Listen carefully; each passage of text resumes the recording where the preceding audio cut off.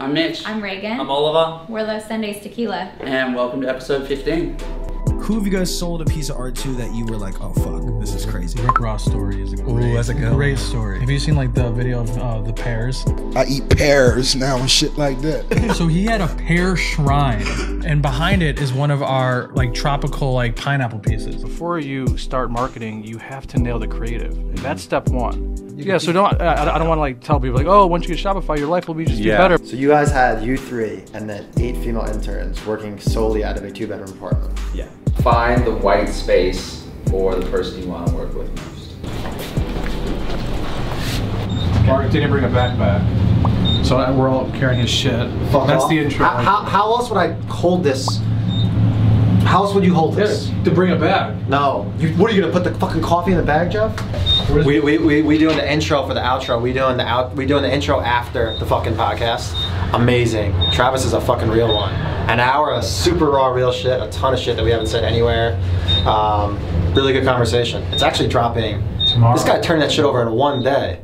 And if I had to make a bet on any jockey with these podcasts, I'd bet on a couple. He would be my first draft pick. Welcome back to ADHD with me, Travis Mills. Today, I am joined by Mark Brazil, Jeff Cole, @Cole on Instagram. When I was 28 years old, I was over $30,000 in credit card debt. So I made more money in college slanging liquor and doing parties and t-shirts than I made until 2 years ago. That's how much shit I was eating, but I was always investing in my craft, investing in knowledge. I'm a big reader. I knew that I always had it. I knew that Jeff had it. I know Jeff knew that he had it as well. And it was just finding that thing. I always say it's finding that perfect balance between something that you're super passionate about and then you could put a lot of effort into it. And me and Jeff were just super passionate and we just, I mean, dude, literally we had another fucking job. Like there's no excuses for anyone that's like, oh, I can't start shit. And keep in mind, 0 debt, 0 money raised. It was $29.99 for us for 1 month to get Squarespace. And we drop shipped the art. So we had no fucking money raised. Nothing. You can't cheat this. Like I just met you, we vibe, and we're gonna be homies now. Like you can't fuck with relationships. You can't buy that. You know, I always said money doesn't make you rich, relationships make you rich. Facts. If you have good relationships, you'll never be broke. I completely agree. When you guys walk into like a boardroom, right, and you guys are like getting these huge licenses, or you're sitting down with Gary, it's a joke. It's Scooter. What the fuck is going on in your head, right? Well, it's funny. Me and him, I don't think we prepared for one thing in this past 2 years, probably. Like we prepare for no big meetings, no like investor meetings, nothing. We go in blind. Not even me and him don't even talk on the Uber there. We don't. We're just sitting there. AirPods are on. Earpods on. We get in and then we go. But the only thing we prepared for is the Ask Gary Vee show, and it just went completely the opposite. Only talked about Amy. Yeah, the only thing we talked about was Amy. On this episode, we talk about Amy. Oh God. I'm actually about to get this tat. It's a Kobe quote. I fucking love it. It's rest at the end, not in the middle. And I really live by that quote. Dude, we haven't done shit yet, you know? And like the Gary and Scooter thing, you know, the traditional human would be like excited. Fuck that. We need to make them look like they were right by investing in us, you know? So for us, $1 million, $5 million, $10 million, I really don't give a fuck. We have much bigger ambition than that. We're just starting. There's so much left for us to do. That like, we're having so much fun. I love my team. Jeff's my fucking brother. And like, we haven't done shit yet. If you guys could collab with anybody on some art, who like no one has ever asked. I want like your top your top 5 collabs that you guys want. If you could collab. This is gonna be good because all these are gonna go down. We're gonna manifest, and it's gonna be fucking here. You can here. come back to this podcast. A couple of them I can't say. You ever hear this guy Evan Carmichael on YouTube? It's like all like those top 10 success videos. Okay, I'm like huge into it. And I discovered like Kobe through him, like just more Kobe content. Dude, I've been consuming Kobe content. Bro, he's the fucking man. If your job is to try to be the best basketball player you can be, you want to train as much as you can, as often as you can. Imagine you wake up at 3, you train at 4 to 6, come home, breakfast, relax. Now you're back at it again, 9 to 11, right? You relax, and now all of a sudden you're back at it again, 2 to 4, and now you're back at it again, 7 to 9. Look how much more training I have done by simply starting at 4. So now you do that, and as the years go on, the separation that you have with your competitors and your peers just grows larger and larger and larger and larger and larger. By year 5 or 6, doesn't matter what kind of work they do in the summer, they're never going to catch up. So to me, it was just common sense. I'm like thinking, how can I get an advantage? Oh, start early. Like, have you really all YouTube shit? Were you never a Lakers fan? No, I'm from New York. Okay. But, and like, I'm a fan, but I'm not like his like strategies and like his savage like. The mental. Mine would definitely be MJ for sure. Jordan. Oh yeah. Yeah, I've done some work collab? for Jordan Brand, but I want to like work with him. Like, I want to sit in a room with him and like create some shit. Who have you guys sold a piece of art to that you were like, oh fuck, this is crazy? Rick Ross story is a great, that's a good great one. story. So I noticed. So the only touch point for social media that I still do is Instagram, just because it's the most forward facing and it's like our main communication channel. So I still do our Instagram actually, and I'm on that shit all the time. So I saw fucking Rich Forever like bombed all of our shit right away. When he like bombed, I go in the DMs. I'm like, yo, what up? So would love to lace you with some pieces. Then we start talking. We go going back and forth. I was like, yo, would love to give you more pieces, create some content. And I forgot what I said, but I was like, yo, we should chop it up. And I gave him my number. 2 minutes later, I get a phone call from Miami area code. And I'm like, this is going to be like a handler or somebody else. Assistant. It's fucking Rick Ross. This is Mark. What's happening? It's Rose. What's up, man? How you doing? I'm coolin'. I like what y'all boys doing with that art. Thank you, man. I appreciate it. Big fan of your music as well. And we got this shit. What's the first thing he says when you pick up the phone? We have it. You have it on video? We have it on the web series. I think it's Rose. I think He goes, yo, it's Rose. He'd be like, I really fuck what you boys are doing over there. I'm like, I fuck with you, bro. It's so epic. Like, he actually had okay. Have you seen like the video of the pears? I eat pears now and shit like that. Shout out to all the pear eaters. Yeah. Are we go? Shout out to pears. Yeah. So he had a pear shrine. Literally had a shrine of pears. These little pear sculptures everywhere, right? And behind it is one of our like tropical like pineapple pieces. Yeah. So he had a pear shrine, and then behind it, just like the centerpiece was one of our pieces. At that moment you considered doing a custom piece for Rick Ross, right? Yeah. Just the pears. It was just like every room we went to, we're like, this can't be real. It was like the most surreal, weird thing. Like, and he was like so chill about it. He's like, yeah, like I got like 50 pieces. We're just like, okay, like it was wild. It's all about just getting good content and getting it a lot of traffic. Everything's 3 things. It's content, traffic, and conversion. You have to have really good content. You have to get it out there to as many people as possible. And they have to find out ways to make it convert. For all those like kids listening right now, you know, who are still in high school or they're in college right now, and they're like just wondering what the fuck to do with their lives. If you guys could go back in time with everything that you learn now, what would you tell that kid that's, you know, sitting in his dorm eating top ramen, or, you know, living in his parents' basement or in his whatever, and they don't know what to do, they don't know how to start? A couple things. First and foremost, the most defensible thing in the market, the only thing that's defensible in this market, is skill and knowledge. So invest in yourself. Money does not fucking matter right now if you're young. People have this wrong, because people like Zuckerberg, who became a fucking billionaire when they were 22, that's a 1 in a gazillion chance of that happening. And I'm not trying to stop people from going after their dreams, but if you just are not concerned with money and you're only concerned about honing a skill or getting smarter, you will fucking win. If you're extremely smart, you're gonna win. If you're extremely skillful, you're gonna win. That's just really all it is. So it's all about just investing in yourself. And like, dude, I was in fucking debt a couple years ago. Yeah. Like, but I was fucking reading so many books, always learning. So I had the fucking knowledge. And in the end, knowledge will always win. The network equals net worth shit is bullshit unless you have knowledge or strategy. Unless you have something to bring to the table. You need to, like, dude, I know people that have huge networks, but they don't know how to get shit done. And that comes down to skill and knowledge and learning how to get shit done. So I would just, dude, not even fucking care about money at all. It doesn't even matter in the beginning. Whatever it is, whatever you want to be, just double, triple, quadruple down on that shit and then fuck everything else. You know, I've been doing art outside of school since I was 6 or 7 years old. So everyone who sees, you know, us, you know, grow this company, it only took 1 year, they're like, oh man, that was fast, that was easy. Like, fuck those people. Took me since I was 7 years old doing art every day until I'm 30 years old to like actually get momentum and pop. So it's like there's this huge misconception with these kids now. They see, you know, all these, you know, viral stuff happening. Like, oh, like it just takes one video. Like that's the wrong mentality.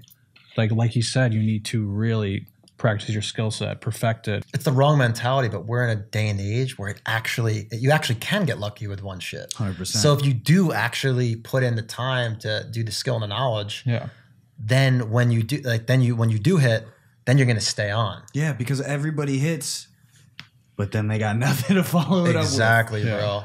It's so wild, and like our company is starting to get bigger and bigger, and we got two guys, Jake and Austin, who are like our creatives that are with us all the time. They're like, we joke that we say they're our sons, and we're just all this shit. We're just imposing on them, and like I've seen, like Austin is a prime example that when he came in, our philosophy when we hire, it's who then what. It's from Jim Collins' book, Good Then Great. Who they are. Are they honest? Are they loyal? Are they hardworking? And then you figure out what they're going to do. And we're empowering them to be bosses too, man. Like I ask everyone on my squad all the time, and like, bro, I've been like an employee before. No one fucking asks like, yo, what makes you happy? What are you trying to do with your life? What's your vision? And then I reverse engineer what they're trying to do. That's whatever you want to do. I'm going to try and fucking help you achieve your dreams because you're helping me achieve mine. I know you guys are happy doing what you're doing, but if you guys could do anything else right now, if you guys weren't doing Iconic, what do you guys think you'd be? I would be a paleontologist, or I would direct movies. Those are my two. Paleontologist. Yeah. All this motherfucker does is he collects sneakers, he eats cookies, and he likes rich hotels. He doesn't spend money on shit. He just wants the cookies and the hotels. Dude, you forgot dinosaurs. That's the main thing I just talked about. Yeah, you got like a Jurassic Park dinosaur, like a fucking I got a Jurassic Park tattoos. Yeah? Hell yeah. We started doing the web series, and we were like little bitches to get the first episode out. Because, you know, we want to, I don't look good, and blah, blah, blah, all that shit. So we were like super soft with that. But then it started going out. And then started getting like these DMs with like Johnny, the 17-year-old from fucking Miami, like, yo, you changed my life. And now I'm getting those like 5 times a fucking day. And you know what? That's what's that shit's like this fucking podcast. Crack. And I've never done crack before, but that shit is good.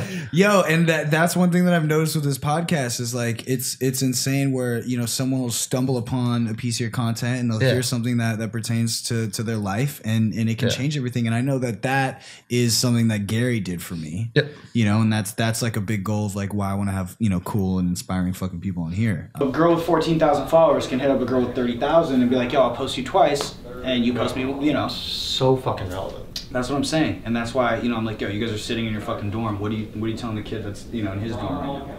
Yeah. Because, dude, I watched Gary shit when I was at the lowest. I was like, fuck. Like, I was like, what, like, you know, what the fuck do I want to do with my life? What's up, guys? We're here to go on Natalie Eva Marie's podcast. Something big coming with her soon. It should be really fun. She's got an interesting story.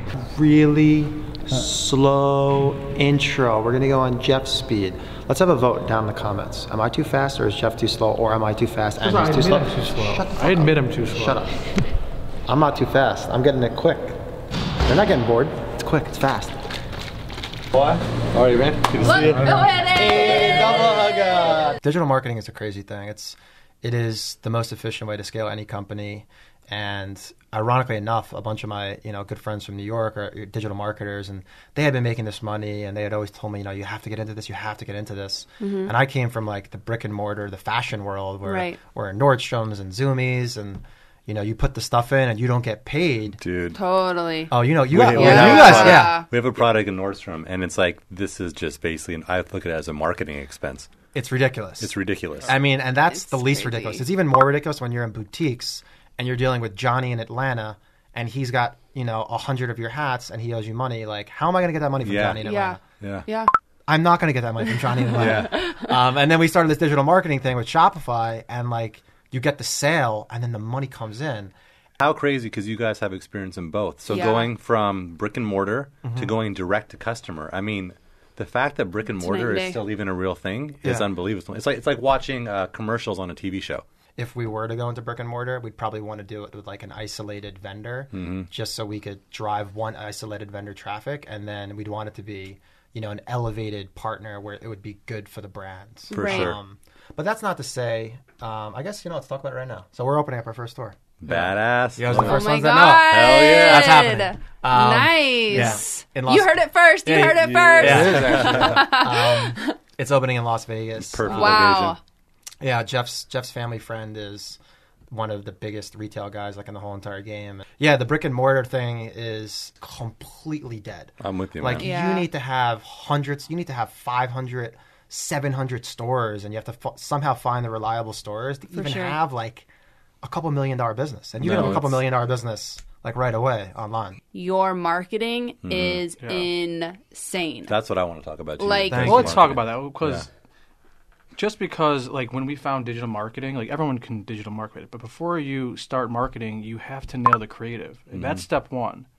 So if you don't know how to market your product, then Shopify won't do anything for you. So step one's always the creative, and I think that's what we know how to do, extremely well. That's why when we get on Shopify in February, we crushed it.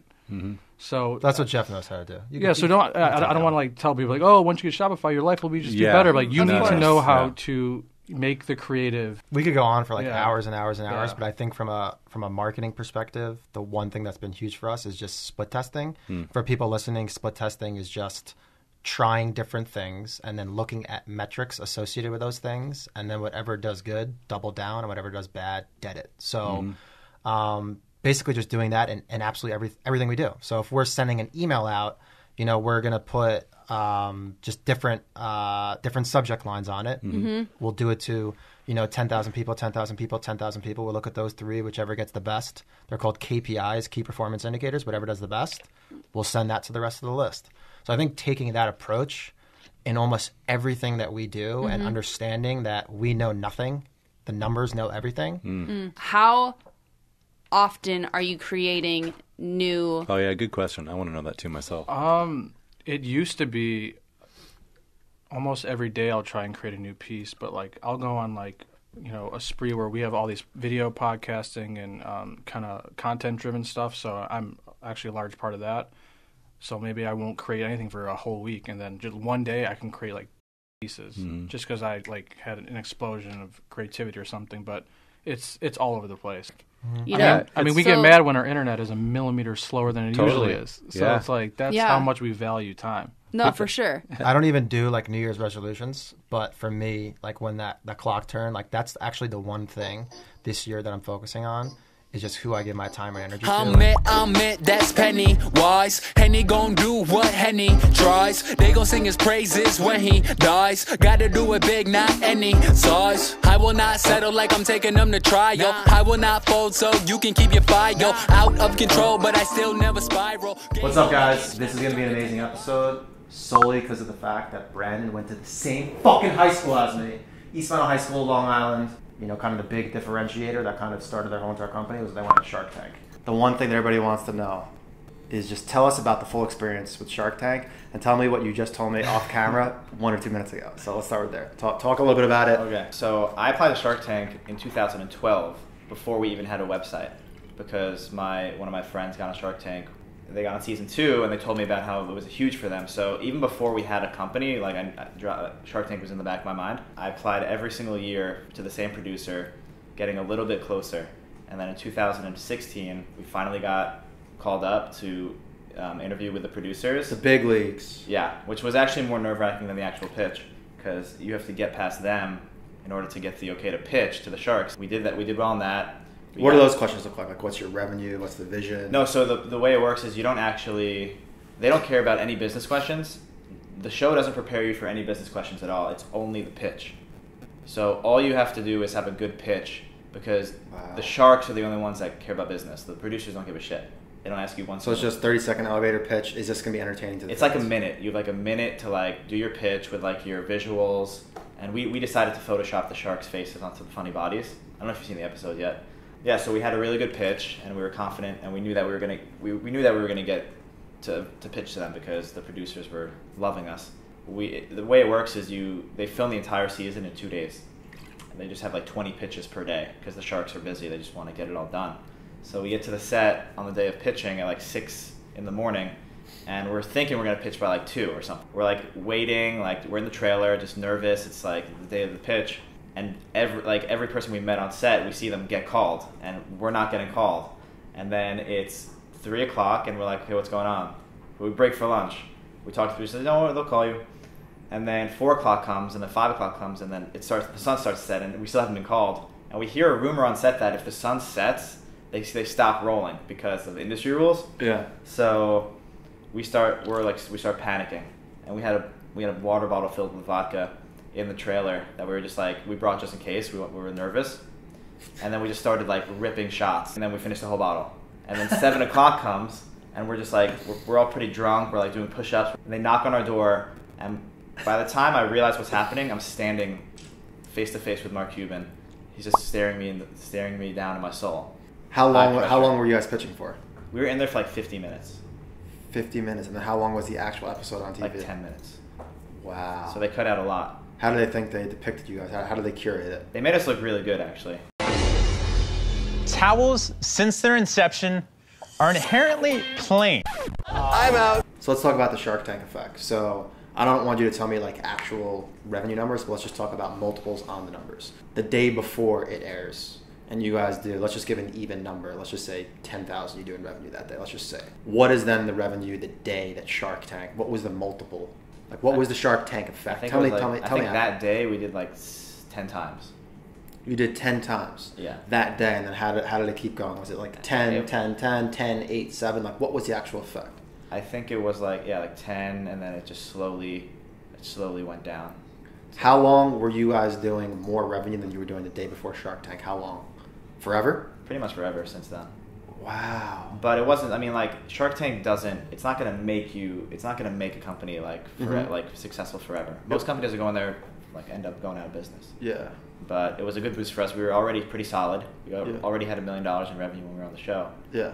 So getting on was just a nice boost, and it's really just a resume booster, and it makes us it validates us with older people who love the show. What's also good too is, I noticed when I first met you guys is you guys use it as a lead magnet. Like you mention it. Oh, basically, you use that in your new elevator pitch, saying, "Oh, hey, we were on Shark Tank," and I think that just gives you guys like instant credibility with everything. 100%. Yep. Who'd you partner with? Robert Herjavec. Robert Herjavec.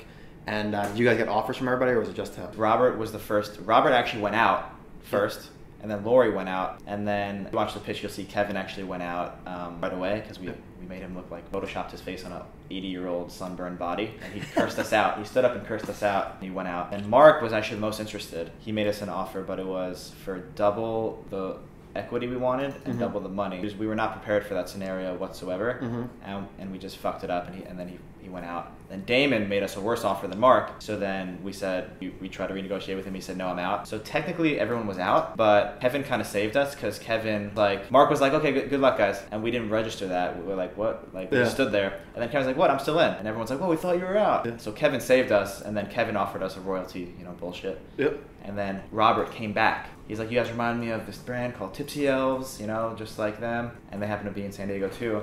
And then Robert made us a better offer than Kevin, and we made a deal with Robert. All right, so looking back, are you guys happy you did Shark Tank? Yeah, for sure. Interesting. Okay. Yeah, we got free. We had 30,000 people on our website at one time. It's like $10 million of press in one night. But it wasn't just at the beach. I drove Uber. Me and Steven were Uber drivers. And you guys were Uber drivers? Yes, that's how I made money. Every single person that got in our car was following us on Instagram and possibly buying something too. I would have towels in the back and I would sell them. Wow, is that against Uber regulations? I didn't give a fuck. It's I did not care. And so time out. So it's you three living in a 2-bedroom. Yeah, I would be working. I'd have my Uber app open. I'd get a ride around the corner, take me to the airport. Just I'd make my $100 or $80 to survive, and then I'd be done. And then I would just work. We worked 20 hours. We worked 20 hours a day for a few years. So you guys started with person to person, engaging them, getting them to follow you, telling them about the brand, and then you talked about Instagram. Same with us. That was paramount in growing the brand. What happened from there? Because I know we speak a lot about influencers, micro influencers, programs like that. Why don't you tell us a little bit about Instagram and how big it was for your brand? So it was pretty much everything, because back to the beach, when we were walking the beach person to person, we knew that if we can optimize this and pretty much spiderweb it further than just going person to person and just getting one impression at a time.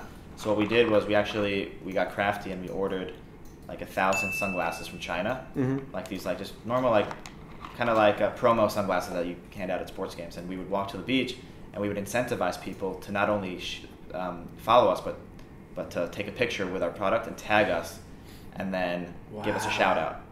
So then we're kind of like exponentially growing our following there because, you know, we're getting people to post and their impressions are then spiderwebbing. Wow, that's genius. And it would cost us like 50 cents per sunglass.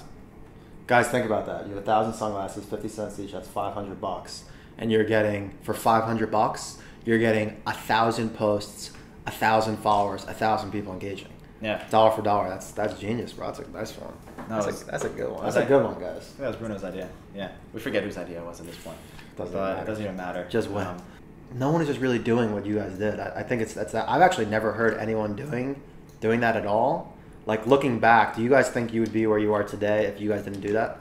No. No. No. No. How many followers did you guys get off that beach tactic? I think we got it to like 10K. And that took you guys, what, like 3 months? 3-4 months? No, it took us probably like 6. Like through the beach and the contests and see that guy's patience. 6 months. That's I mean, we would also crash. We would also just walk into sorority meetings in SDSU in San Diego. Just tell them about the brands. We would just crash them and like we'd have like a captive audience of like 150 girls, and we would try to sell them our towels and like group discounts. And we didn't sell anything, but what we did was we got them to follow us, and it led to our intern program. Sold all of our furniture, our TVs, and everything in our apartment, so it was pretty much like an empty shell. We bought like 2 big desks from IKEA and like screwed them together, and pretty much made it like an office space with just a huge white table.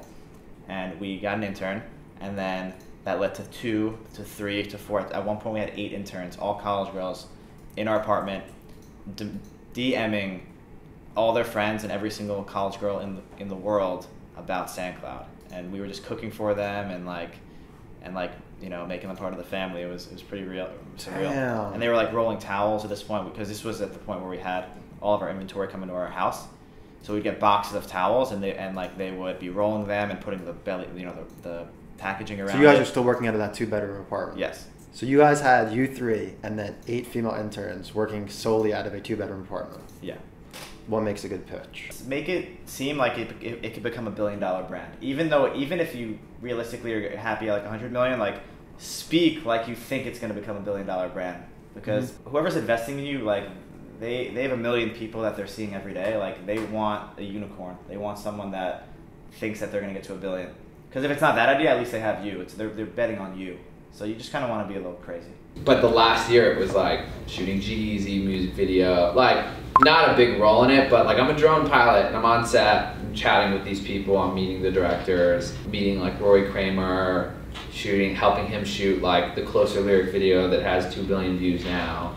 And so like opportunities were happening. Yeah. So why don't you tell me, I'm curious. What was like the big break for you? It's crazy. In short, it was meeting Roy Kramer.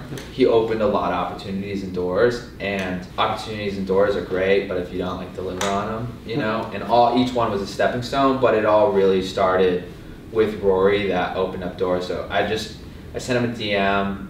I followed him like way back. Saw that he directed a Justin Bieber video, and I was like, yo, you were with a small DJ when I was a freshman in college, I'm a senior, and now you're with Bieber, like, what happened? Congrats, like, you're crushing it. No response, and then I was like, I want to work with this guy, but you have to add value. What do I do? And so I just analyzed his videos. I was like, this guy does not touch a drone at all. And this was when drones were first coming out. And smart. I don't read like manuals or handbooks or anything, and I got a drone. My girlfriend got me a drone for Christmas, or for my birthday, and I read everything about it, went and practiced it, and like, you can fly a drone and not crash it, but to fly it for film and get a good shot, it's a little different. You just approached him with that hole in his game? Yeah, I was like, I'll do drone footage for, I've got all the gear, I'll do it for free. And he was like, how about next week? Done, let's do it. And met up with him, shot drone footage, and he was very much just like, do your thing. Like, I'm not gonna tell you what to do with your drone because I don't know what you're doing. Like, I don't know anything about drones, like, do your thing. And that happened, and then, but it took a year. We didn't do anything for a year. He went on tour with Bieber. I just like stayed in touch, had a good relationship with him, got him like a skydiving Groupon for his birthday, like found out it was his birthday, just mailed it to him. He wasn't even home. Groupon expired, never used it. But it was like, he knew it because it got sent to him. Like, he knew I was like being a homie, and like, I ended up getting picked up for a like 2-month tour with a small DJ opening for Blau. His name's Justin Crusoe. So I'd tour on the weekend, make a video on the week, and then just gear up for the next one. Maybe fit in like a second shoot in there. So that was like what was paying bills. And then because I was just pumping videos out every single week, like gave me like a portfolio. At the end of 2 months, I had like 20 videos or something like that. Nice. What's one general piece of advice you would give to any creative that's trying to break in? Find the white space for the person you want to work with most. What is the Rory's drone? Rory didn't do drone, that was the white space. What is iconic not doing that I have value to bring? Find that value that's not being presented. Simple and genius. Boom. I like that. Good time. I'm all about my paper, boy. That's earned shit. Respect they didn't give. I had to earn it. I was born like this. You can't learn it. Forget a seat at the table. I went ahead and turned it. Tell me what it y'all just sound so bitter. I've been verified dope and you just found Twitter, man. You flow.